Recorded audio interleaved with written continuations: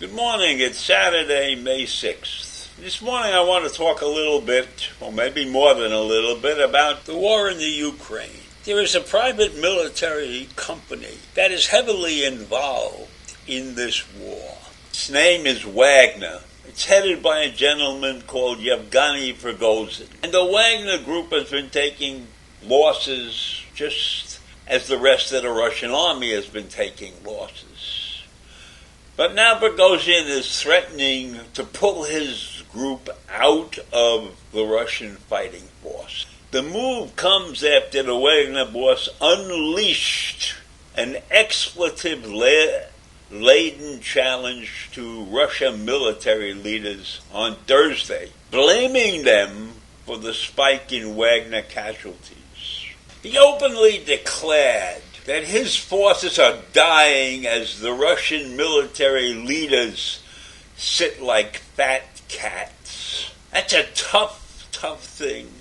One might say that he's putting himself in some kind of bargaining position. And he really doesn't want to pull out, but he has no real choice because he's not getting what he wants from the Russian leadership.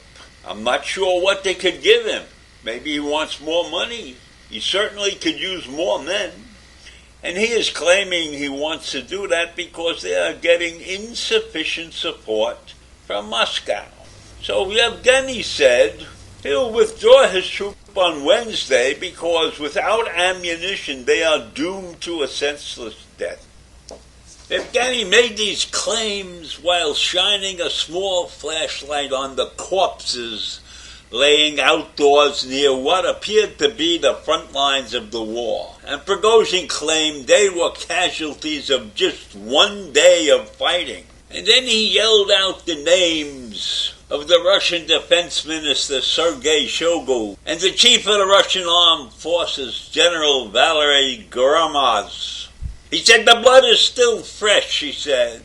"They came here as volunteers and dying. They are dying so you can sit like fat cats in your luxury offices."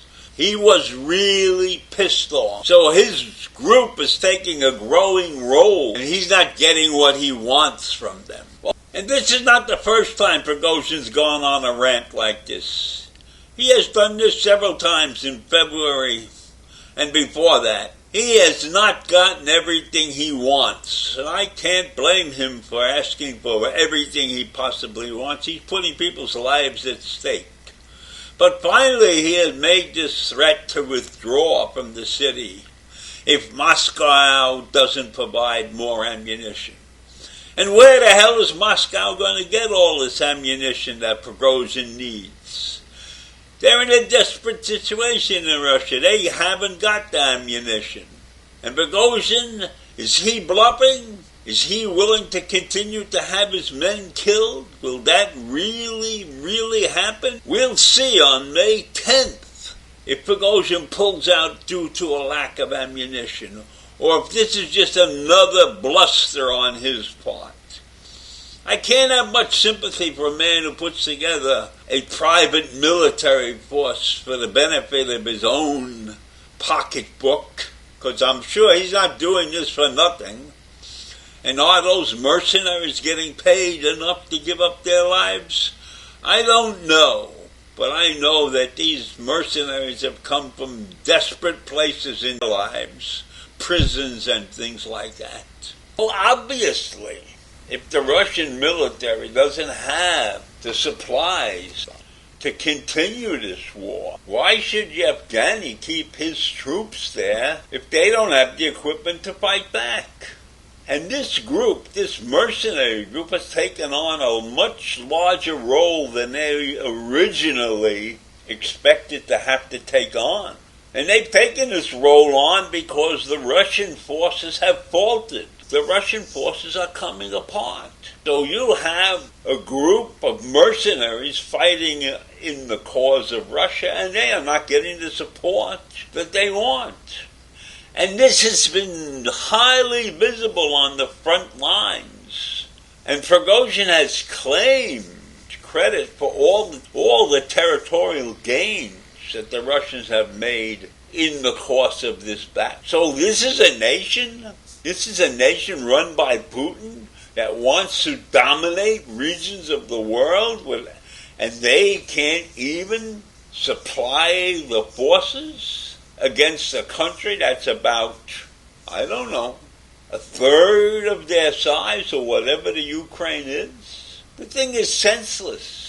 And when we look at this, take a big look at this thing, we wonder what the Russian people think. Are they in the dark about this entire thing? Do they know what's going on? And maybe if Prigozhin makes enough noise, the Russian people will wake up and do something about it. However, I don't see that happening, simply because of the way it's gone so far. The Russian people can't be happy with this fight.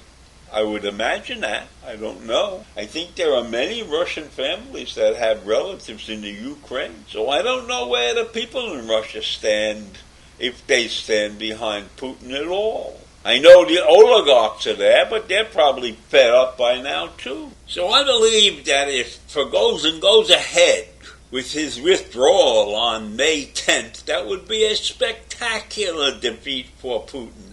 And a spectacular feat for the rest of the world, because I am tired of watching this shit go on. I'm tired of seeing dictators like Putin destroy the lives of innocent people just to get something that he desires, to rebuild the Russian Empire. Why? Why couldn't he be content to just be a leader of a small group of people and make enough money out of his oil reserves and everything else?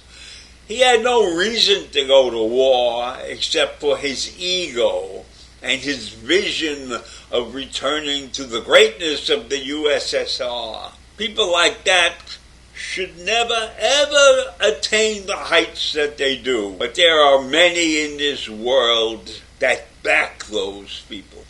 And we continue to see it. And while we sit here in the United States and watch all this crap, think about the crap that we're dealing with here. Think about that in comparison to what's going on in the Ukraine. And I see evil in both places.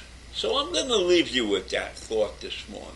Make the comparisons in your head and see if we're any better off with our internal strife than Putin is with his delicate decision to attack the Ukraine. Have a great day. Bye.